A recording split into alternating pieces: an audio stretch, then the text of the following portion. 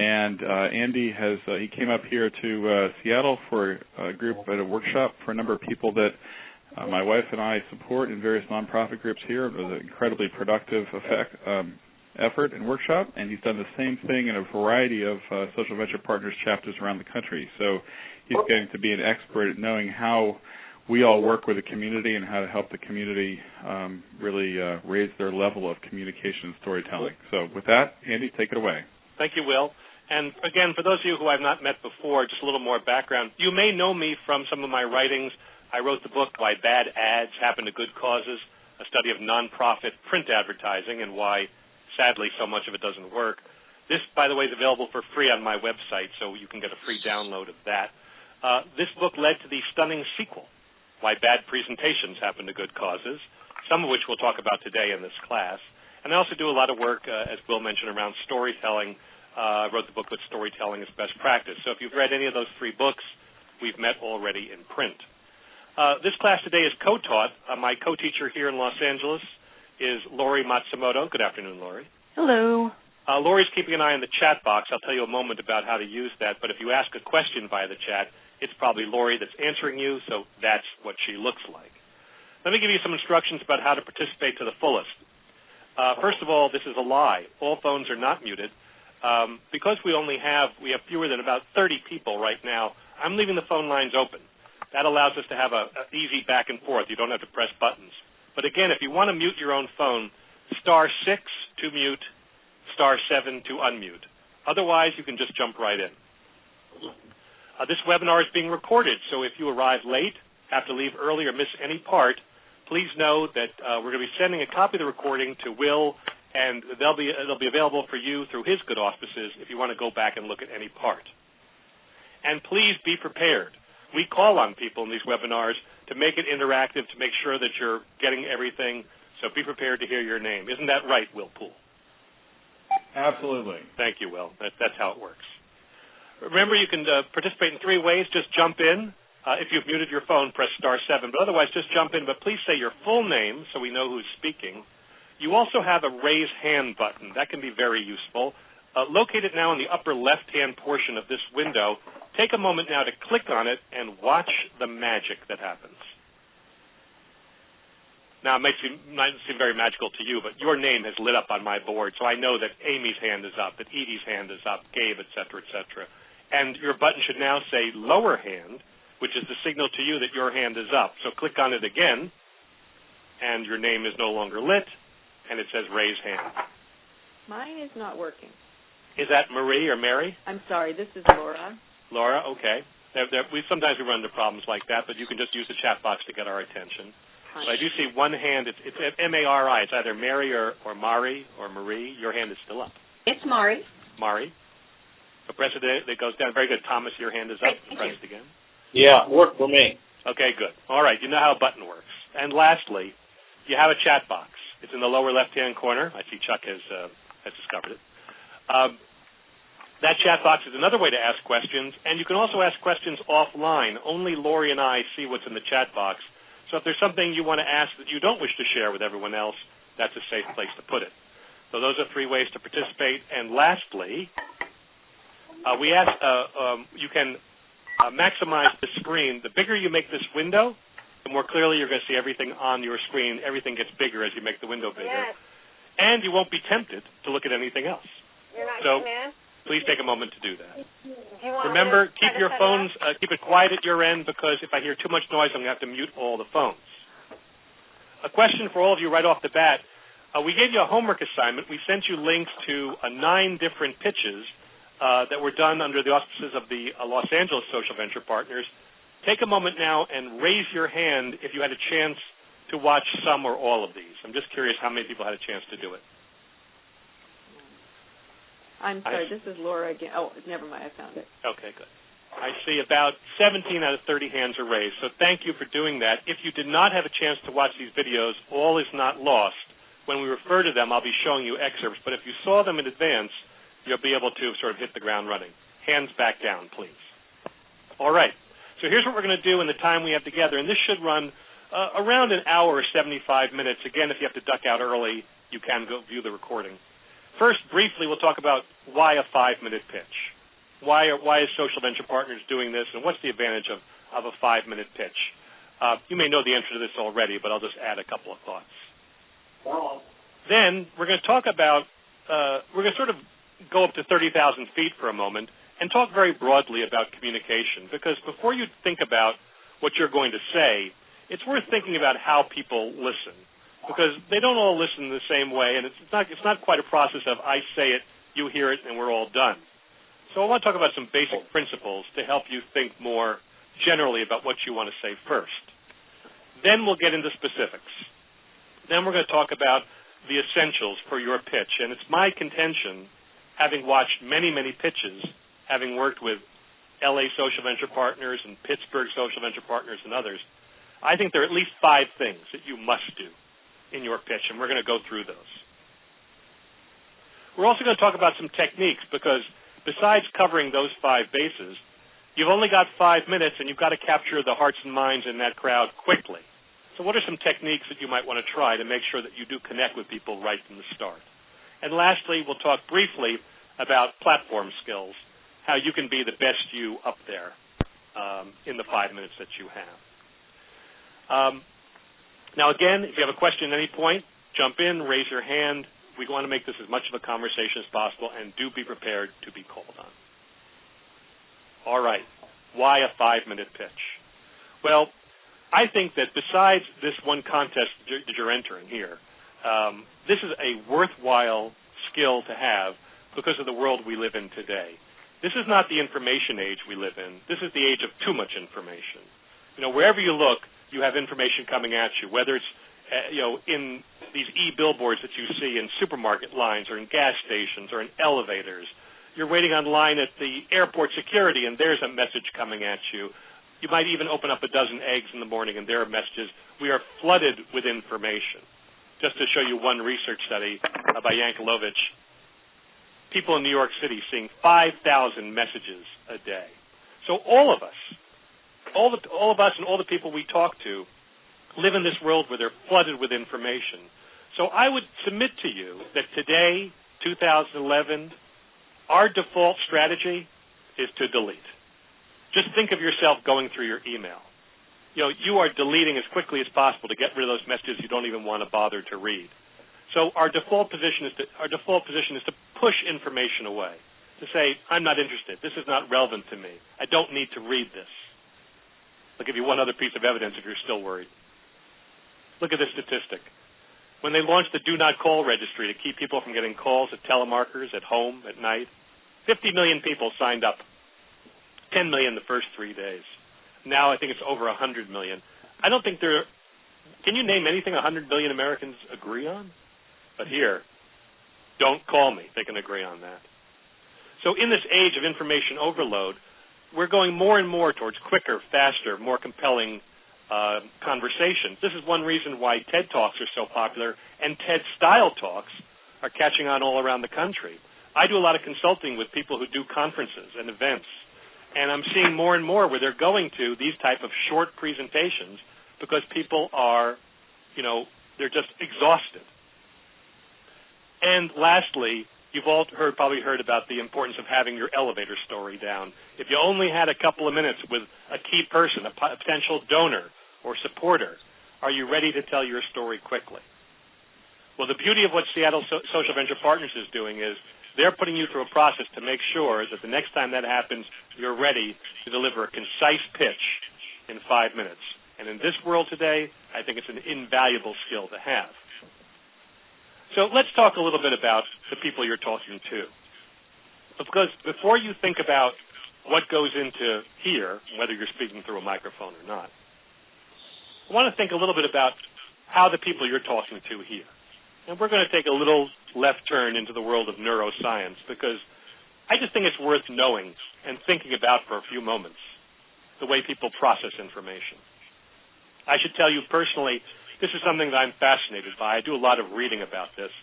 I'm interested in how the mind works. So I read books like these three. You may be familiar with some of these books. How do we think? How do we process information? But not just how we process. I'm also interested in how we decide. because I work with nonprofits, foundations, groups like yours who are trying to influence people's behavior. So why do people choose to do one thing or another? And since we're in the business of influencing behavior, I also read books like this about techniques we can use to make sure that our information moves people in the right direction. And from all of this, I want to sort of share 3 general principles with you that I think will be useful guidelines as we think about your pitches. And the first comes out of the tipping point, and it actually comes from a game that Malcolm Gladwell talks about in this book. And I need someone to help me with this game. So let me call on Amy Allison. Amy, are you there? Hit *7 if you muted your phone. I'm here. Amy, okay, I want to play a game with you. Are you ready? Okay. All right, this game is called 4 at the Bar. Okay. So imagine you're in a bar. Now, in this bar, the drinking age is 21. You can be in the room if you're under 21. You just can't be drinking alcohol. Okay? Got it. Now, everyone in this picture, all 4 of these people, have a beverage. They've all got something in front of them. And you happen to know a little bit about each one. You happen to know that the guy on the left, he's 17. The lady next to him, she's drinking a Coca-Cola, and I can assure you it's just Coke. The guy next to her, he's drinking a beer, and the woman on the far right, she's 23. Now, here's the deal. You're the bouncer, Amy. I can't have underage drinking in this bar. I'll lose my license. So I need you to go and talk to some of these people, one or more of these people, to get a little more information to determine whether they can stay or you have to kick them out. Now, you don't want to waste your time talking to everybody. You want to talk to as few people as possible. So here's the question. Which person or persons do you have to talk to get a little more information to determine whether they can stay or they have to go? The 2 men. The 2 men? And why is that, Amy? Give me your reasoning. Well, the one with the beer, he's over 21. Yep. Or at least 21. And the 17-year-old, I want to find out what he's drinking. And that would be exactly right. 17-year-old male, he's underage. You got to make sure he's not drinking alcohol. The male with a beer, he's got alcohol. You got to make sure he's of the right age. The female with a Coke, she can be any age. The 23-year-old, she can do anything she wants. Very good. Now we're going to come to part 2 of this game, and Gabe Meyer, I want to call on you to help me play part 2. Are you there, Gabe? I'm here. All right. This part is called letters and numbers. In this game, there are 4 cards on the table. Each card has a letter on one side and a number on the other. This is what you see. Now, here's the rule of this game. Card with a vowel must have an even number on the other side. Okay? Okay. Card with a vowel must have an even number on the other side. So I'm appointing you the bouncer of this game, Gabe. Which card or cards must you turn over to make sure the rule is being followed? The A and the 6. The A and the 6. And, Gabe, I will tell you that is the most common guess, and that is wrong. It's actually A and 3. Here's why. A is a vowel, must have an even number, we have to turn it over. 6 is an even number, but if you read the rule carefully, the rule is not about even numbers. The rule is about vowels. So that could have a vowel or a consonant on the other side. 3 is an odd number. It cannot have a vowel on the other side, so you must turn it over. D is a consonant. No rule about consonants. You can leave it alone. Now, I do this not to embarrass you, Gabe. But, Amy, everybody gets that right. And, Gabe, everybody gets that wrong. And what makes this interesting is they are the same game. That the rules that connect them and the variables and everything else at play in these 2 versions, it's the exact same game. But most people get 4 at the bar right, and most people get letters and numbers wrong because 4 at the bar is a story told in real-world terms that we can visualize and relate to and sort through very easily, whereas letters and numbers is a story told in abstraction. And even though those abstractions are common, letters, numbers, vowels, consonants, etc., they're just complex enough that we get lost because abstractions are obstructions. Abstract language creates barriers that's tough for us to get by. Even bright people can stumble on this and we lose them. And the reason I bring this up to you all is because there is still too much abstract language in what you do. To prepare for this webinar today, I went and visited the websites of many of the groups that have already signed up for this fast pitch. And without identifying who you are, I can tell you there's lots of abstract language. Language like this. And this. And this. And this. Now, this is all accurate, I'm sure. It does describe what you do, but for a lot of people out there, this is the same thing as playing the game of letters and numbers. I'm lost. I don't get a picture. It's too abstract. I can't see it. Therefore, I stop paying attention, and I disconnect. So number one, be wary of abstract language. When you get up to make your pitch, this kind of language is not what you want to be talking. Secondly, I want to talk briefly about the role of emotion in decision-making. And I'm going to have to make a change here because I am picking up a lot of ambient room noise. So you know what I'm going to do? I'm going to have to hit the mute all button. So just give me a moment here. I'm going to mute all of the phones manually at this end. The conference has been muted. Good. So all the phones are now muted. If you want a speaker, if I call on you, you will have to unmute your phone. So remember, *7 to unmute. Okay. So, emotions. And there's interesting studies done by Princeton University with what they call an fMRI machine. And if you've never heard of this, I'm sure many of you have heard of an MRI. But fMRI, the F stands for functional, a functional MRI machine. You can take a machine like this, put someone in it like you see here, and take a picture of their brain in real time. So as they think and as they play a game, as you're about to see, you can see different portions of the brain light up and see how they think and how they decide. So I want to show you the game that they play and actually have somebody play with me. And we'll see if we mirror the studies from Princeton University. And Leo Muller, let me call on you. Leo, if you're there, hit *7 to unmute your phone. Here I am. Okay, Leo. Leo, we're going to play a game called the Ultimatum Game. Are you familiar with this at all? Have you ever heard of it? No. All right. Well, here's how it goes. We're going to play 3 rounds, and in each round I'm going to offer you money. Okay, so pretend that you and I are in a room together, sitting across a table. I've got a stack of $1 bills, okay? Here's round 1. Here's how it works. Round 1, I'm going to make you an offer of some money. No strings attached, no special conditions. If you like what you hear, you get to keep the money. It's as simple as that. And so I say, Leo, would you like $2? What do you say? Yes. Hell yeah. Free money. Why not? I'll take it. All right, so we're still sitting there in this room.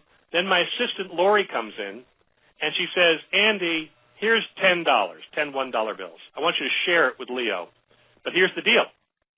Make him an offer from that $10. If he keeps what you offer him, he keeps his share, you keep your share, we're all good. If he rejects your offer, neither of you keeps any. I take the money back. So I look at the $10, and Leo, I held out $5 and say, Leo, here's $5. What do you say? I'll accept it. Sure. Because you're sitting there going, well, that seems fair enough. I'll take that. And most people in the study, that's exactly what happens. Good. Round 3. Same deal. Lori comes in the room again. She says, good, guys, you're doing very well. Here's another $10, Andy. Same terms. Make an offer to Leo. If he accepts it, he keeps the money. If not, I take it back. So I look at the money. I look at you, and I say, Leo, I'm going to offer you $2 this time. What do you say? I'll accept it. Well, that would make you the rare and rational person. Well, at least I got something going for me. Well, you got more than that. Yes, there is an inclination to accept it. But Leo, in this study, most people rejected the offer. Why do you think that is? Because they thought it was unfair. Yeah, exactly. You know, a portion of their brain goes, oh, free money, just like you. It's hey, money, that's great, etc. But then another portion lights up, a portion of the brain associated with anger and distrust. And that goes, hold on, you're cheating me. No thanks. I'm not letting you screw me. Now, there's no difference between the economic utility of the $2 in round 3 and the $2 in round 1, but there's an emotional difference. How people feel has changed, and that will change the reaction to something that's exactly the same as before. And so what the ultimatum game illustrates is that how we feel about information will influence whether we accept it or reject it, regardless of the integrity of that information. And I'll give you a real-world example. You know, we think we have information to share. we're going to make people's lives better, therefore they will accept it, and, all is good. But here's a piece of information. After the 9/11 attacks, it was confirmed that no Iraqis were involved in the 9/11 attacks. And for 2 years, this information was reported and confirmed by many different news sources. And a lot of people probably heard that and said, new information, like free money. Good, I need to take this in. But according to a Washington Post poll in 2003, 69% of Americans still did not believe this, did not accept this fact. Now, it may be that some of them are just watching Fox News, but I don't think that accounts for all of them. There are a lot of them out there who are having an emotional reaction and are choosing not to accept the facts. So do be aware that the emotional state of the people that you talk to, whether we're talking about this 5-minute pitch or in general in communications, has a lot to do with what they hear and what they don't hear. And one last thought as we talk in generally about this. It's about the importance of narrative, telling stories, versus presenting data. Richard Nisbett did a study from the University of Michigan in 1980, and you see the title of the study there, but don't be confused by that. It's pretty simple what he did. He got about 120 students together, and he said, I'm going to talk to you about welfare mothers. And the only thing these students had in common is that they had no direct contact with welfare mothers. They were as close to a clean slate as you can get. And so he said, first thing I want you to do is to read a story, and this was a story excerpted from the New Yorker, that described a single welfare mother. And the story told about a woman who was 43 years old, had emigrated from Puerto Rico, and she was what Ronald Reagan would have called the classic welfare queen. Endless succession of husbands, children, spent 13 years on welfare. When the check came in, immediately blew it on frivolous items and lottery tickets, et cetera, et cetera. So all the students read this story. When they were done, Nisbett then presented them with data, actual statistics about real welfare mothers in New York City that showed that the average welfare mother spent only 2 years on welfare, stayed within the law, basically law-abiding citizens who wanted to get off welfare as soon as possible, and that the story they had just read was not a typical case. Not a typical case. After that, he asked them to complete a questionnaire. Take a moment there to read what it says. And I want to ask a question. Thomas Lucking, I see your name there. Hit *7 to unmute your phone. Thomas, I want to ask you a question. Okay, I'm here. Okay. The students read the story. Then they see the statistics which showed the story is atypical, and then they fill out the questionnaire to measure their attitudes towards welfare mothers. What do you think the results of the questionnaire showed about their attitudes? They were biased against welfare mothers. That's exactly right. Because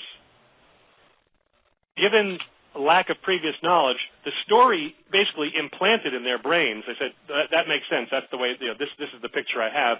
And they actually then filter any incoming data through that story. And if the data doesn't agree, they rejected it. The story stuck with them. This is the power of narrative. A really good story, when it gets planted in your brain, it will stay there, not to be displaced by data, but until a more powerful story comes along. Nisbett repeated this test with the subject of prison guards to make sure that this phenomenon wasn't unique to welfare mothers. And he, again, tested the students with the polarity being, are prison guards hard-working civil servants working in difficult conditions, or are they mean-spirited bastards who live to beat the crap out of the prisoners? And again, whatever story he told them first, that took hold, and the data was rejected. Story trumps data. So the three things I want you to remember are this. When you speak in abstract language, it can cause confusion and disconnect for your audience, whether you got 5 minutes or longer.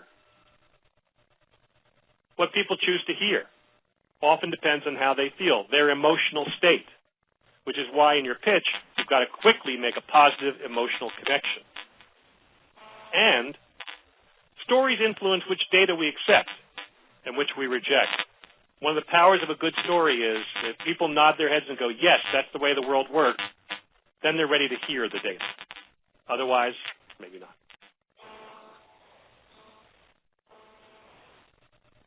The conference has been muted. I just want to stop there and ask, just make sure if there are any questions. Again, we're talking in very broad terms here about communication. We're about to get very specific. But if you have a question about anything we've just covered there, raise your hand. We'll take a moment to see if there's any questions or lack of clarity before we go on to the next section. If I don't see any hands, we'll move on. Okay. I guess that's pretty clear. So let's talk about the essentials. I'll hold on one second, Thomas. I just saw your hand go up. Hit *7 again to unmute. Yeah, thank you. So I have a question about if you can give an example. I mean, sometimes with startups it's hard because you don't have a lot of hard stories or information, and sometimes you do just have theory. And I totally get it on the points number 2 and 3, but it's so easy to fall into abstract language when you're just starting out. Yes. Can you say more about that, or what you coach Certainly. people to do in that type of situation? No, I get that question a lot. And one of the things is that there are different categories of stories you can tell. And without going too far into it, one of the categories of stories I teach people is called the where we are going story. If we do our job well, where will we be a year from now, 5 years from now, 10 years from now? It's a way of projecting into the future more personally, more emotionally than just numerical projections. Organizations that have been around for a long time can do this because they can project out. But new organizations, it's particularly useful for organizations like yours because you can say, we're just starting out, but let me give you an example of how I think our program will work, how I think it will affect this individual or this family or this community. And you can tell a story with all the aspects of narrative. And even though you're saying, essentially, this is fiction, it can be truthful nonetheless if it's a depiction of what you believe will happen. No less truthful than a numerical projection. So new organizations who don't have a lot of history, I think you do have one avenue of storytelling available to you, the where we are going story, the vision story. So I hope that's helpful to you. Yeah, thank you. Good. All right, so let's move on. And now let's talk about the essentials. I said before, I think there are 5 things that you have to do in a 5-minute pitch. The audience that's going to be looking at you on October 3rd, I believe there are 5 questions in their mind about what you're talking about. And what I want to ask you now is this. We asked you to watch these 9 videos, and I think a little bit more than half of you did. Whether you watch them or not, I'm looking for ideas from you, suggestions from you as to what questions do you think you must answer in the audience's mind when you get up there. When they're looking at you, what are they thinking? What are they wondering? What do they want to know? If you have an idea, raise your hand. Mary or Maria, I'm sorry, yours is the first hand up. I'll call on. I see others' hands up. Unmute your phone. Mary, M-A-R-I. Hit *7 to unmute. Not hearing you. Let me try Amy Allison. Amy, hit *7. Okay. There you go. Is that Amy? Yep. Can you hear me? Yes, loud and clear, Amy. One thing that the audience wants to know. I think why your program is needed. What's the need? Yes, why your program is needed. And I would word that slightly differently as, what problem does your organization solve? It's just another way of putting it. Not what do you do, what problem does your organization solve? So that's good. Thank you, Amy. Jeff, B-R-A-D-T. Jeff Bratt, I see your hand is up. Go ahead, Jeff. *7 to unmute. Yeah. Can you hear me? Yeah, go ahead, Jeff. All right. I'm not sure if this is the same as the answer you just got, but why should I care about this? Why should I care? I think it's in the same territory. I would modify that slightly to say, what is distinctive and or innovative about your solution? Not just generally, why should I care, but what is it about your solution that's distinctive and innovative? So we're on the right track there. Jennifer G., I see your hand is up. Jennifer, hit *7 to unmute. What do you think? Well, I was going to say, what is different about your organization? Good. So we're in the same category. What is different? That's important because if you're working in homelessness or health or the environment or the arts, invariably there are lots of organizations working in your field. So one question people are going to have is, well, how are you different? This is a social innovation fast pitch. So it's not just that you solve problems, but you bring a new solution to them. So that's a very important point. Laura, dual? Hi, are you there, Laura? Hit star 7. Can you hear me? Yes, go ahead, please. Loud and clear. Yes.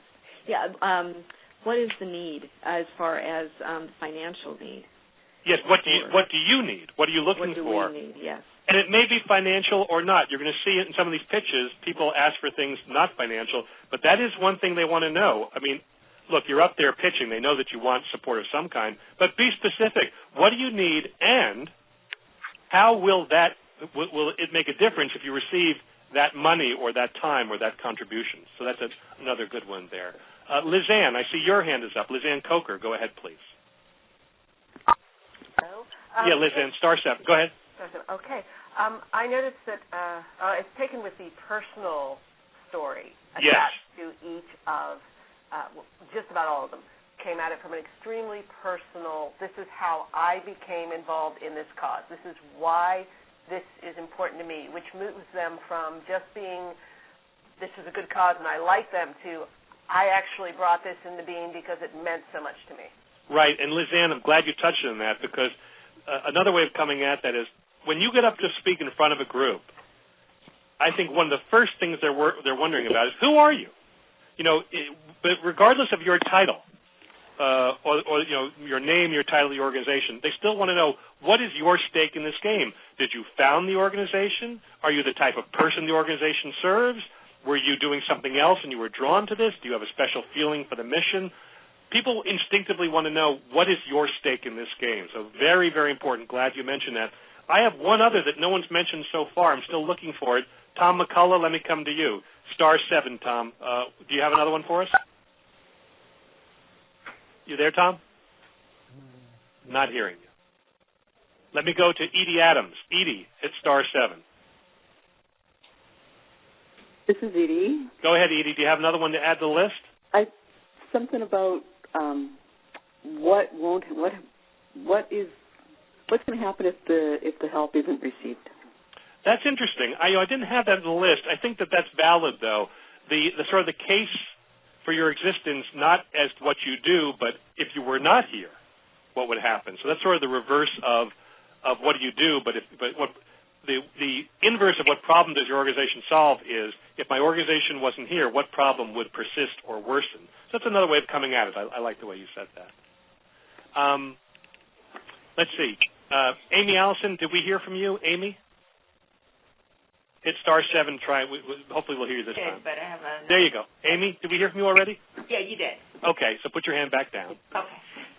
There's still one missing. We have, who are you? What problem does your organization solve? What is distinctive and or innovative about your solution? What do you need now, and how will it help? But there's one more big one, and no one's mentioned it yet. And this is a central question. And I see Ann, your hand is up. Go ahead, Ann. Ann, hit star 7 to unmute. Perhaps how you do it? How do you do what you do? Well, I think that would go into the what is distinctive and or innovative about your solution. So I think that, yes, how you do it is part of that. But I'm still looking for it. I see it says CHUKS. Is that Chooks?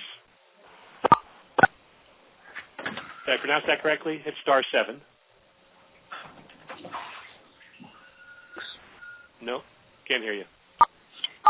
Can you hear me? Yeah, go ahead now. Perfect. Yeah, it's Chooks. Chooks, go ahead. Chooks, could you have the missing one? Who are your customers? Who are your customers? Who do you serve? I would group that under what problem does your organization solve, because I think that will speak to who you serve.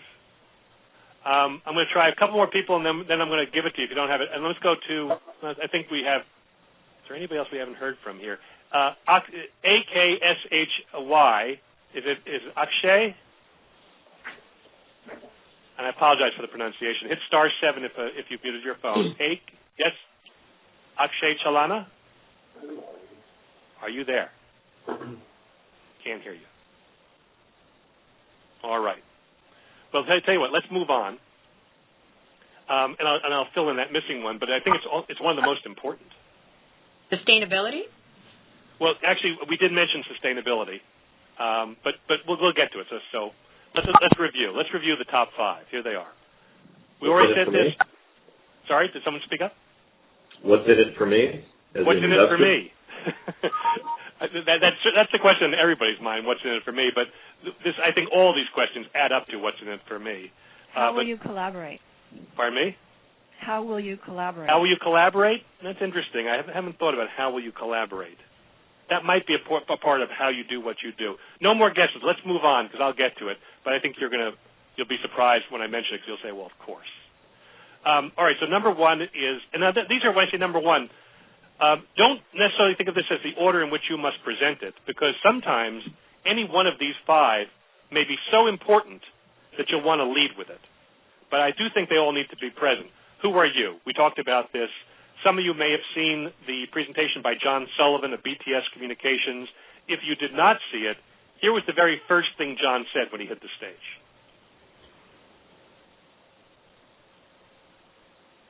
Now, he goes on to explain that he is the kind of person that his organization serves. But I got to tell you, that's a great opening. I'm an Eagle Scout, an ex-convict, a recovering heroin addict, and the founder and creative director of this organization. That's a hell of a resume right there. I think you've got curiosity right from the start. So, who are you? Next, what problem does your organization solve? Again, it's important that we word it this way because too often people they'll tell you what they do, the procedurally, the way they attack something, etc. But what they don't really get to is what problem do they solve? That's what people want to know. It's like when Will attest to this from the technology side. Don't sell me a feature, sell me a benefit. What problem do you solve? Sorry, I'm getting a echo there. So, and I thought the best of these from the group you saw came from Rick Namias, who I happen to know personally, who founded this group called Food Forward. When Rick hit the stage, this is how he described the origin of his organization. Take a moment to read that for yourselves.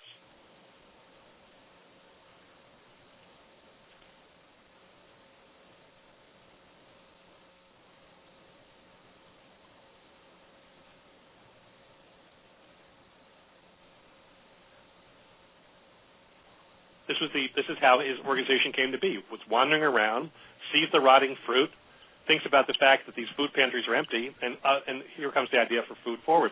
So the problem they solve is they're going after the issue of hunger and also homelessness at the same time. People there in shelters and who go to pantries who don't have food, and here's this problem at the same time of all this wasted fruit, and he puts 1 and 1 together and makes 3. I have to tell you, my favorite part of this thing is right here, with a single volunteer recruited from Craigslist from 20 feet up. So I'm picturing Craigslist hovering 20 feet above the ground, and that's where he found the volunteer. But something else to point out here, this is the first 40 seconds of his pitch. In less than a minute, he's told you how his organization came to be, the problem they solve, how they solve it. It's the creation story of his organization in less than a minute. That's a good opening right there. We talked about this, what is distinctive and or innovative about your solution. Again, you may be attacking an issue that a lot of people go after. So how can you go after it in a way that's what's unique, what's the social innovation? Jill Bauman from Imagine LA, they work on homelessness. There are lots of ways to come at homelessness. Look at how they do it. Take a moment to read that.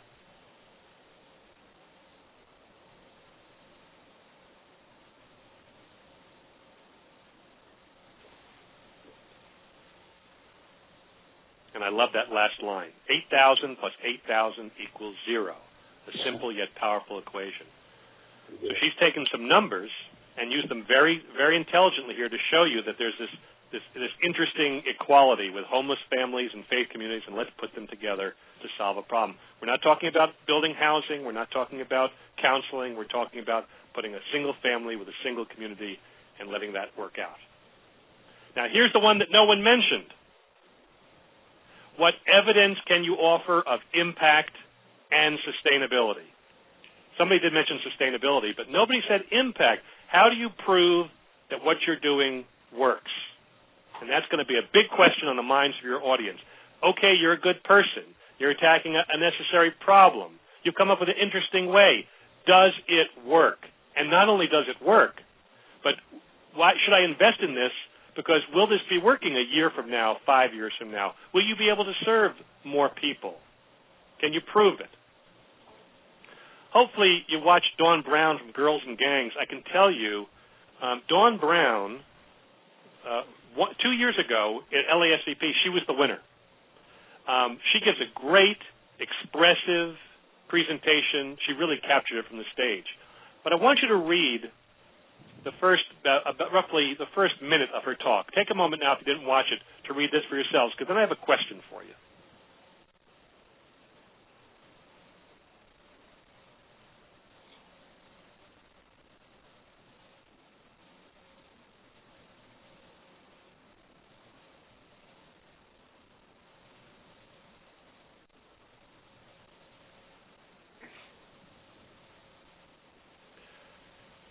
Now, even though Dawn was the winner, my critique of this opening is there's a lot of information here about what they do. But if I were to ask you, what do they do? So far, all she's told you is that they serve girls in the juvenile justice system. What they do for them is not clear.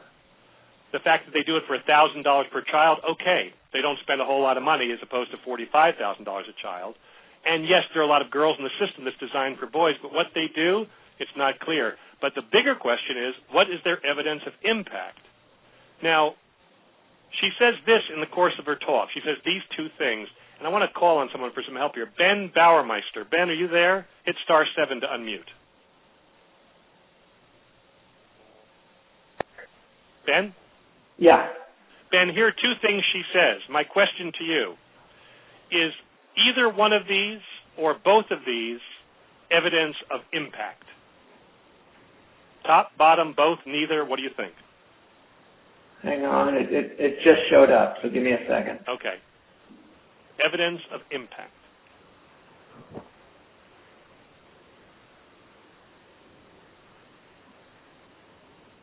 The bottom one's impact. The first one is just still process. Exactly. That's exactly right. And it's an important distinction there, because when people talk about what they do, there are outputs and outcomes.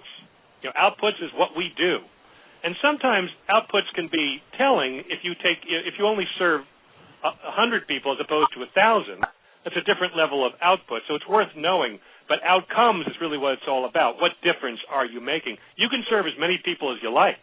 If you're not really changing their lives, it doesn't matter. So one thing to think about is you present evidence of your impact is be cautious that you do provide outcomes and not just outputs. I think Dawn was output heavy. Another example of evidence of impact, because this is an important one, Meredith Curry of South Central Scholars. She got up there and she said this.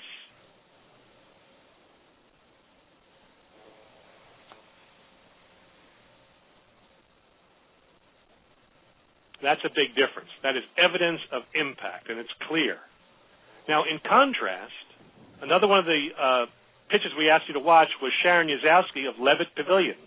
This is the organization that takes abandoned band shells and revitalizes them, so instead of just sort of collecting cobwebs and being a place for crime, it's a place for live concerts and community gathering, which sounds like a good thing.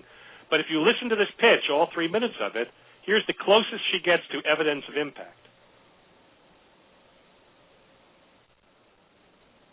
And nothing more than that. No numbers, no quantification, etc.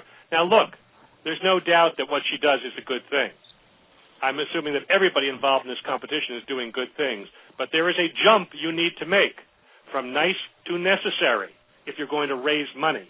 And if you don't provide evidence of impact and sustainability, you may not make that jump. You may just be one more organization that go, oh, that's nice. You clean up abandoned band shells. I'm giving my money to the person who works with the homeless. And on the issue of sustainability, Kathy Salzer of A Window Between Worlds, she did this very nicely at the end of her talk when she said this.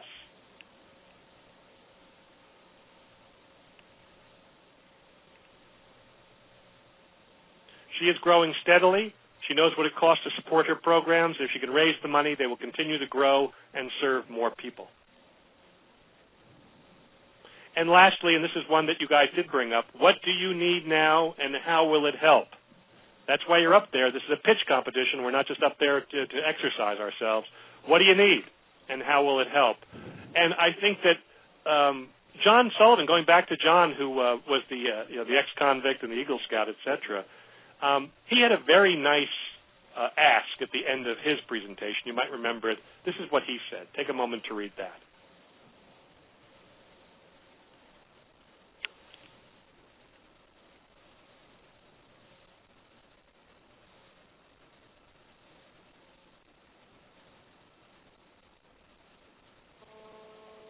And what I like in particular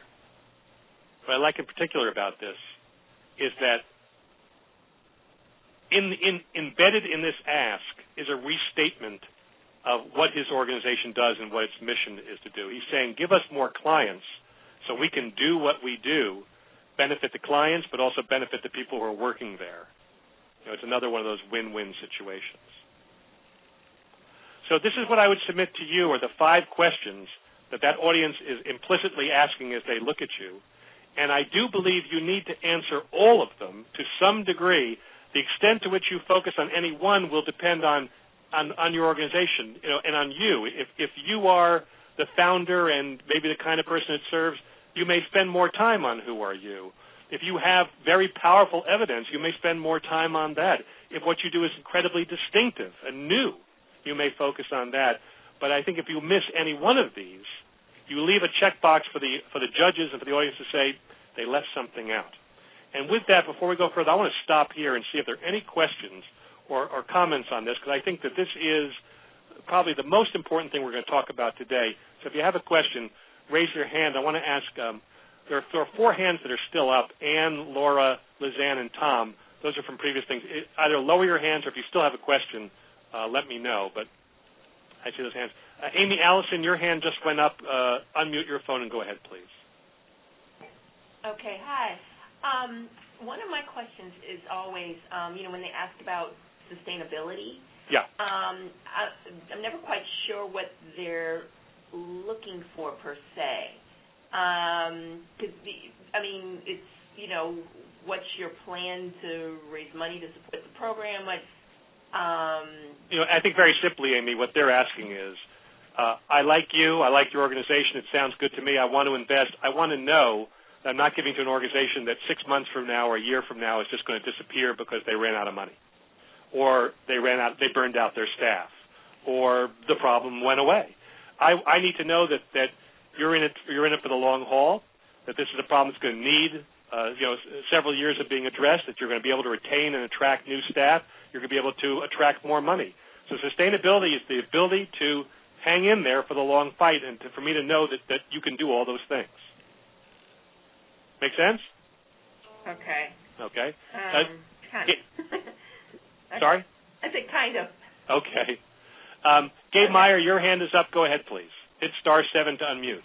I'm here. On about what problem does your organization solve, what's the best way to stay away from the abstractions there? Because we can talk about the 4 million kids in America that have mental illness problems, but what do you think? Do you think that's the best place to give a story? And yes. If so, how do you narrow down, like especially if you're tackling kids in crisis or mental illness or something pretty big?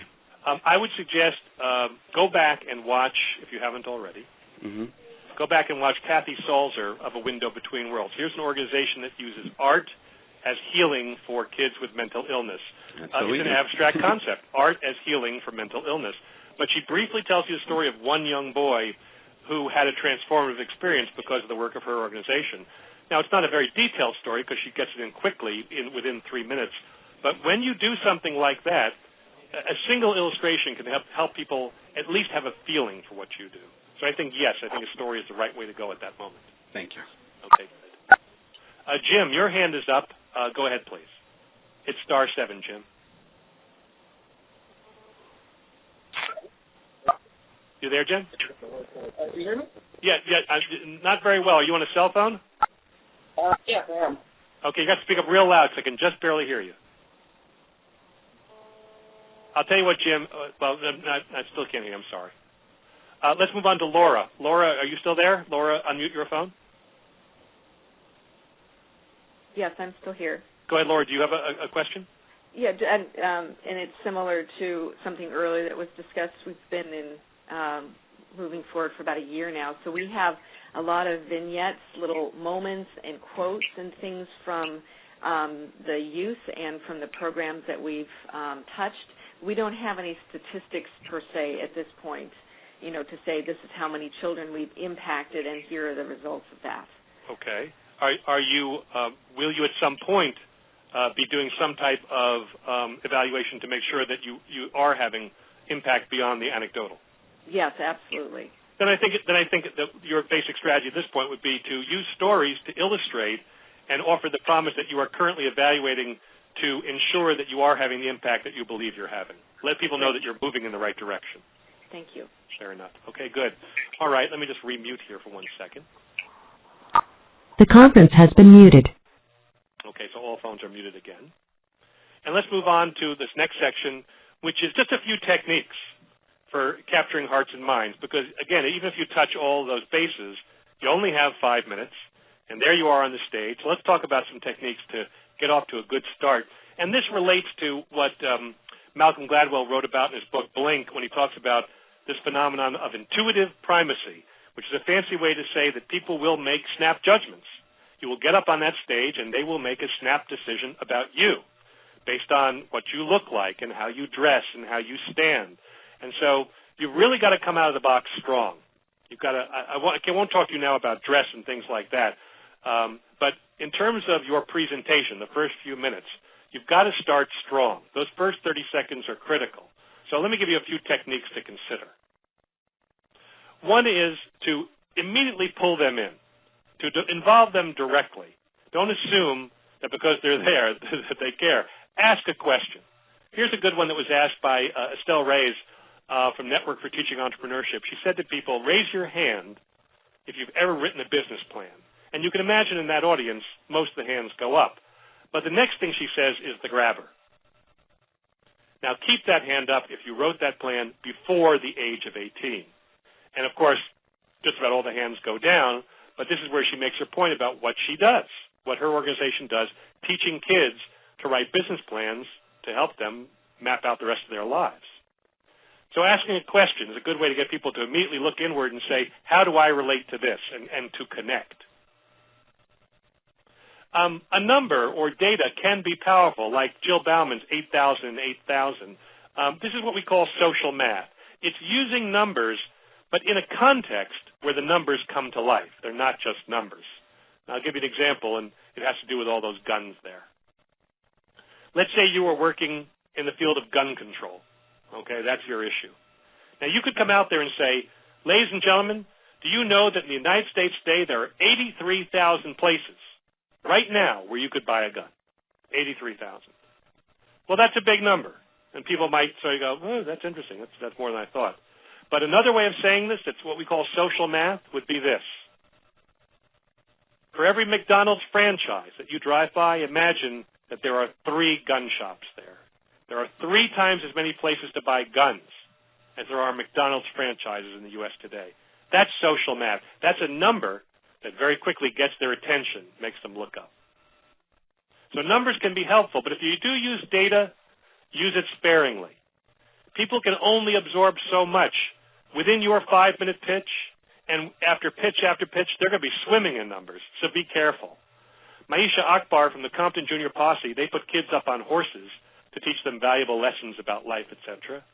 You know, she got up there, and she talked about the fact that 1,000 kids have received their training. Okay, good. 400 have remained in the program for 4 years or more. Okay, I'm beginning to swim. 90% graduation rate of those 400. So let's see, 90% of 400 out of 1,000. And now I'm starting to do calculations. That compares to the public schools, only 80% graduation rate. And on she goes. We need $1.3 million, 3 years, 3 directors, et cetera, et cetera, et cetera. By the end of her talk, I don't think people could even remember how many kids that she served. So do be careful about not overwhelming people with data. I said it before, I'll say it again. Avoid jargon. If you rehearse your pitch in front of other people, ask them to have a special ear out for jargon. Any words, phrases, language that the insiders would know, but the average person would look at and go, huh? And to this end, I want to recommend another great free resource to you. It's written by this guy, Tony Procio. He is a former journalist, author, speaker, self-proclaimed enemy of jargon. He wrote 3 booklets about the use of jargon in the public interest sector, but mostly by foundations, but also nonprofits. His first one was called In Other Words. It was published by the Edna McConnell Clark Foundation. He has since written 2 others. You can download these for free at this web address. So take a moment right now and copy that down for yourselves. 3 great booklets, fast, funny reads that will remind you to speak English. Take a moment to note that, please.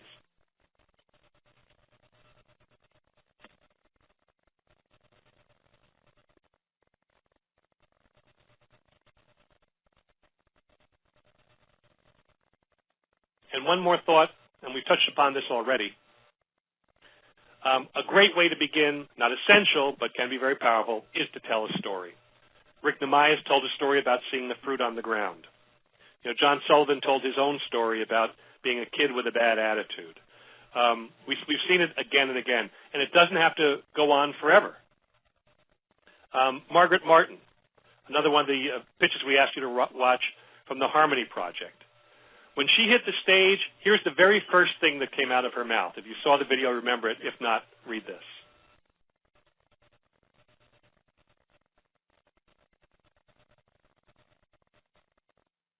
Now, that's an interesting scene she's painted. I want to know what happens next. Here's the very next thing she says.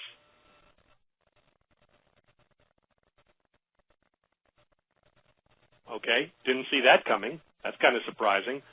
What's going on here? Here's what she says next.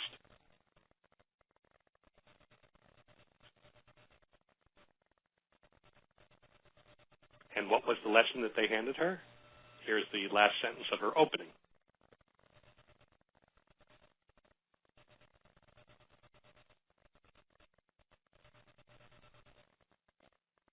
So there it is, 7 sentences, 45 seconds. You have the creation story of her organization and the essential answer to the question, you know, what's distinctive and innovative about your solution? What are you doing out there? So 4 techniques for capturing hearts and minds quickly and pulling them in. You might want to ask a question, use a compelling number in context. Make sure you avoid jargon. Don't disconnect right from the start by using all those fancy, $5 words. And I think my favorite is to tell a story. Okay, last piece. Let's talk about being you, only better. Now, this is the piece, if you work with individual coaches and you rehearse and have other people watch you, you're going to get much more advice there, and I'd much rather do this in person. But I can give you a couple of guidelines about platform skills with the 2 most important tools you have, and that's your eyes and your voice. Eye contact is a very powerful tool for connecting with people. And I want to tell you, in my history of working with and coaching people in the nonprofit sector, I have observed and categorized 5 different kinds of eye contact. The first I've called, I'm studying my shoes. This is no eye contact. This is the person who's up there reading from a script, looking down at their shoes. Now, this will not be you because you will not have a script or a podium, as I understand it. You're going to have to talk right to the audience. The second is called the scenic overlook. This is the person who's been told, look up, people want to see your face, face up. And they end up looking up and looking out and over everyone in the crowd. This is faux eye contact. This is looking out over the crowd, so your face is up and you seem to be looking, but you're not really making contact with anybody. The third is Sir Glance-a-lot. This also applies to females. It's that person who looks down at their notes, looks up at the audience, down at their notes, up at the audience, also known as the bobblehead. Very distracting. The lawn sprinkler, this is the person who was told, look at someone in the audience and then look at someone else and move around the room like left to right and then start all over again. And you get this very methodical, mechanical motion, and you can practically hear the sound of as they scan the room and move back and forth. The fifth kind is the kind, obviously, that I want you to try, and that's called one-for-one. Professional speakers know this. When you talk to an audience, you don't talk to an audience. You don't talk to 500 people at once. You talk to one person through one sentence or one complete thought, and then you move on to the next person. And you look them in the eyes, and you talk to them through one sentence or one complete thought, and you work your way around the audience. And that way you have a series of conversations. Because trust me, nobody came to that presentation as an audience. They didn't all 500 come in one car like clowns. These are individuals who came as individuals, sit as individuals, and they want you to talk to them. So the more you can do that, the more you're going to give them what they want. Here's a metaphor that hopefully will be helpful. Think of your eyes and your vision as heat vision. And everyone in the room is cold, like in this room right here. Cold being symbolized by they're in black and white. So there you are on the right side of that picture. We can't even see you. And you look out in the room with your heat vision and you spot somebody, like the African-American gentleman with the arms folded. And you look at him through one sentence or one complete thought. And trust me, by the end of that, he's looking back at you. You've acknowledged his existence. He has a relationship with you. And he's all warmed up. He's now in color. And you don't just get him. Because when you look at somebody like that, the people nearest him, they're sitting there thinking, oh, my God, he's looking at me next. So they're paying more attention. They don't want to be embarrassed by, being caught not looking. So they'll warm up too. And you use your heat vision to look all the way around the room at person after person until you've warmed that entire room up. That's one-to-one eye contact. In his book, Lend Me Your Ears, Max Atkinson says this.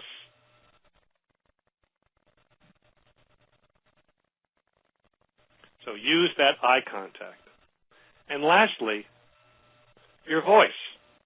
You've got 3 different controls on your voice that you can vary to keep your voice interesting so that it's not just one rapid-fire delivery at the same level, the same volume, the same pace, and all that stuff, which starts to become white noise. So think about your timing, your pacing. Sometimes you may want to speed up to suggest, I can cover this quickly, you need to hear it but not focus on it. And sometimes you want to slow down. And when you get to evidence of impact, that's where I think if there's one place to slow down, that's where it would be. LAUSD only graduates 50%. In our program, we graduate 96%. Slowing down tells people this is worth hearing. And even if you only have 5 minutes, look at what Mark Twain says about full stop. When you stop and let people consider for a second, even if it's only for a second or two, it does put a big exclamation point there saying, stop, look, and listen to this. It's worth a moment to pause and digest. Volume, you can vary volume. Most people, what I find is, if they want to emphasize something, they go up. This is important. I need you to hear this. But there can be great power also in lowering your voice. Now, I'm assuming you have sufficient amplification that even with a lowered voice, people can hear you. But when you bring your voice down, it can have that connotative sense of this is interesting, this is intimate, this is confidential, this is just between us. Sometimes lowering your voice can be more effective than raising your voice. People don't like to be yelled at all the time. So know that you can go in both directions.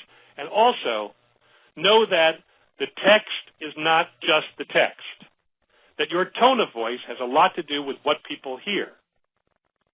Here's 5 words. Now, imagine someone could say those 5 words to you in a way that they really do think that that was a good idea. They could say those same 5 words to suggest that they don't think that's a good idea at all.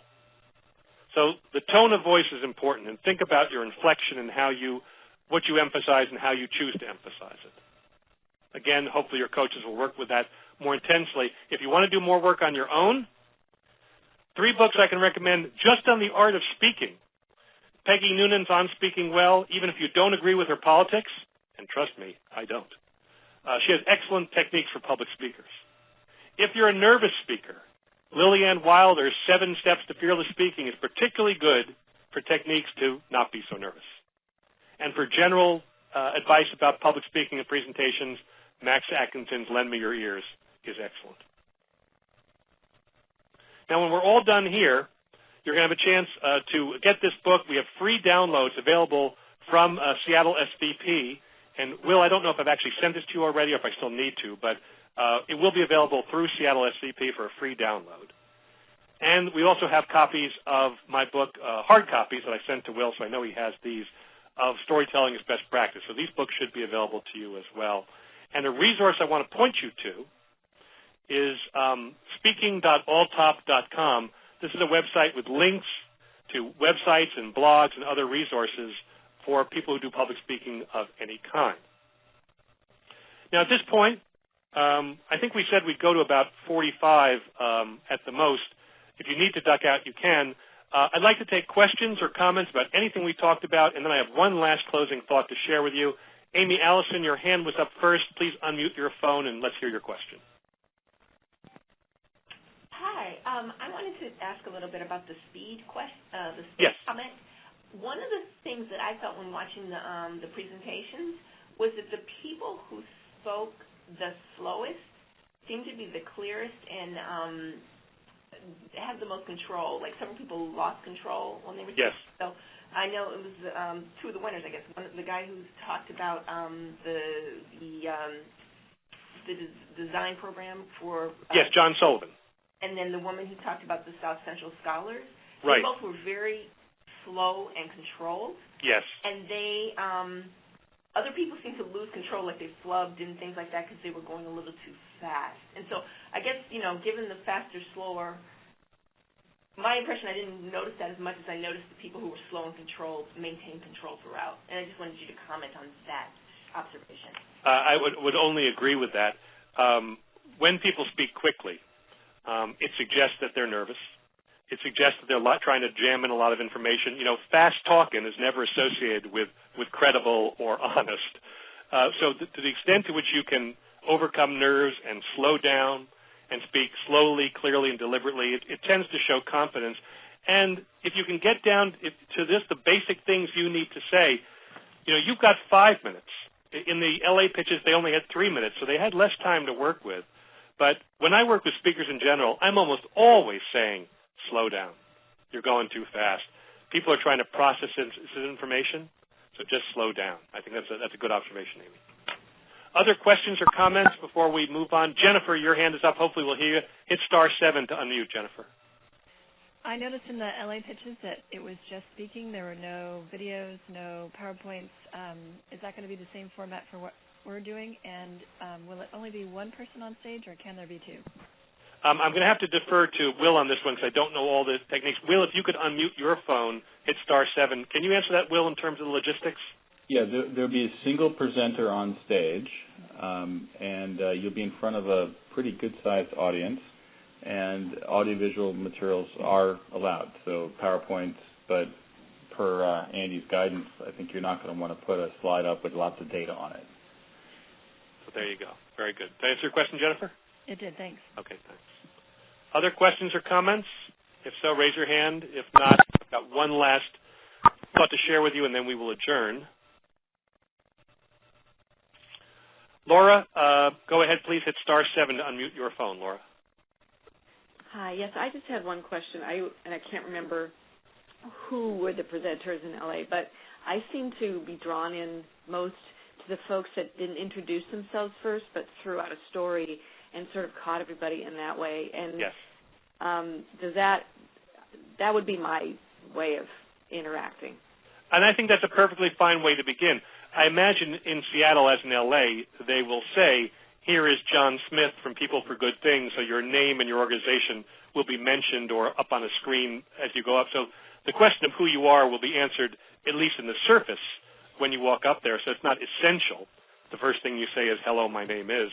And I'm a big believer in starting with something strong, whether it's a story of someone you served or of how you were created or the most compelling fact about that shows you make a difference. Give them some red meat right from the start and hook them, And then you'll have some room to step back and fill in some of those more mundane details of who I am and where we work, et cetera, et cetera. So, yeah, I think that's a legitimate way to go. Thank you. Let me offer this closing thought. Oh, sorry, Will, I see your hand is up. You have something to add? Yeah, I just asking on behalf of everybody on the call, we're going to be giving the same set of training to 40 organizations, and at the end there's some 10 to 14 of them will be up on stage.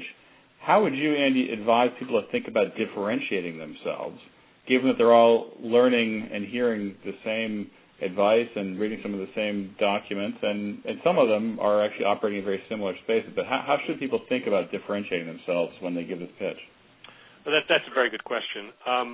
Even I'll tell you, though, even if the rules were, when we covered those essentials, even if we said you must touch these 5 bases, et cetera, I think there's enough room for variation in what you choose to lead with that will be one way to distinguish yourself. I think that whether you choose to tell stories or have social math or ask questions, et cetera, I think there are enough variables here in all of this that as you mix and match them, I think the presentations will sound different. We're not reinventing the wheel here. I don't think you want to be looking for some incredibly new and innovative way to do this. You got 5 minutes. You need to cover certain territory here. But I think that, just look at your material. Look at what it is you have to say. Make sure you touch all the bases. Ask yourself what's strongest, what's the best single thing I can lead with. And keep in mind what we talked about with the audience. They're all sitting there with that, what's in it for me written across their forehead. So you've got to pull them in right from the start. And I think that's a good enough segue to get to my last thought, which I want to share with you before we adjourn. And this is inspired by this gentleman, Marshall Gans. I don't know if you know Mr. Gans. He is now a lecturer in public policy at the Harvard Kennedy School. He's got a fascinating story if you don't know it. He went to Harvard in 1961 as an undergraduate, but in his freshman year he dropped out because he saw what was happening in the South, and he went down there with the Freedom Riders to be an activist and be an organizer for the civil rights movement. After working in the South at that most critical time, he moved out west to work with Cesar Chavez and the United Farm Workers and be an organizer out here on the West Coast. And after working with Cesar Chavez, he spent another 20 years in organizing political, community, religious organizing, really becoming an expert at grassroots organizing and building movements. He then went back to Harvard in 1991 to get his undergraduate and graduate degree, and now he's a lecturer in public policy. But if anybody knows anything about building movements and leading change, I think Marshall Gans is the guy. And one of the things Gans says is that leaders need to tell 3 stories. And I've heard him talk about this and read what he said about it. And when I saw what he said, I thought, this is not a bad template in a way for what you guys need to do in your 5-minute pitch. Because he says the first thing a leader needs to tell is the story of self. Why am I called to do this work? What is my stake in this game? To answer that question of who am I? Why am I up here? But immediately after that, they have to tell the story of us. Why is my cause your cause too? What is in it for you? What are the shared values here? That means we must work on this together. And thirdly is the story of now. Why must you participate now? Why is inaction no longer an option? The story of self, the story of us, the story of now. And something Gans points out, because his heritage is like mine, his background is Jewish, these stories line up very nicely with something that the Jewish scholar Hillel said literally 2,000 years ago, and I'm sure many of you have heard this quote. He said, if I am not for myself, then who will be for me?